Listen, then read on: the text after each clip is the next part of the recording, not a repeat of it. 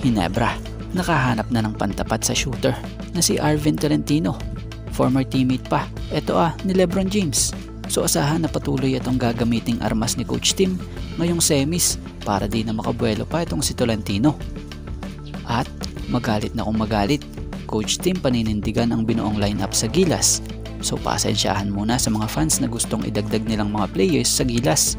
So bakit nga ba ginawa ito ni Coach Tim kahit na nagkasunod-sunod pa ang talo nila sa last stints ng mga laban nila? So yan ang mga dapat nyong malaman. Hindi mapagkakaila na nito lang dumanas ang Gilas Pilipinas National Team ng magkakasunod na talo, including losses to Lebanon and Egypt in a Tri-Nation Packet Tournament in Doha, na siyang naging bunga ng pag-iingay ng mga fans at nagbigay ng mga kritisismo or pagpuna about sa mga kakulangan ng mga players, na kung saan ay humantong pa nga po sa pag-recommend ng mga fans gaya ng mga players na sila Arvin Tolentino, Robert Bolick at Jordan Henning. Pero sa latest report nga po na nabasa natin patungkol rito, gaya sa naging update ni Fast Break Credit po, na kung saan sinabi rito na kahit magalit pa ang fans, Tim Coones rules out adding new players to Gilas pool. So yun na nga, nilinaw na ni Coach Tim na walang balak magdagdag ng players ang Gilas at wala ring balak magbawas ng players, na kung saan pananatilihin nilang intact yung kanilang 4-year program.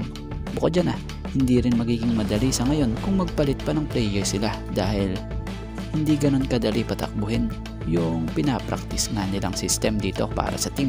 Isa pa, yung budget isa rin raw po sa nabanggit na concern, na kung saan magiging mahirap rin talaga kung maraming players ang idadagdag pa sa pool dahil yung pagpabiyahe-biyahe pa nila.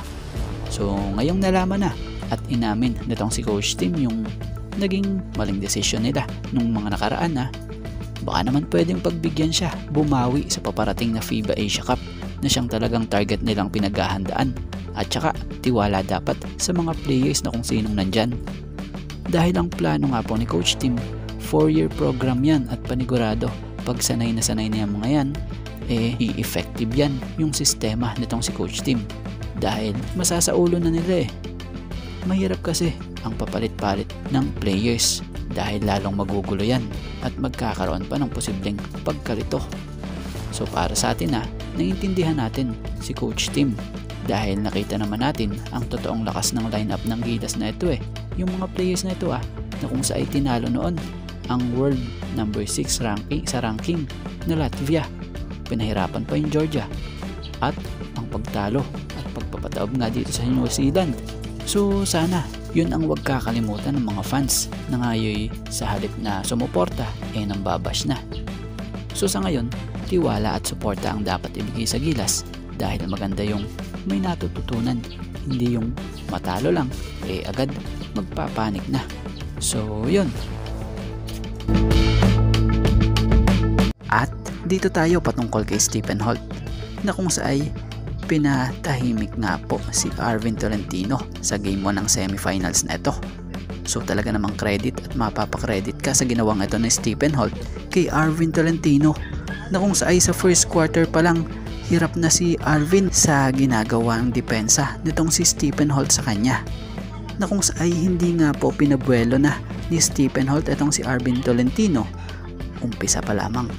Tapos si Holt, sinabayan niya pa nga po ng napakaganda pang opensa. So yun, sa ngayon ito nga lang po muna ang ating sports pasada, and thank you for watching guys, and God bless everyone.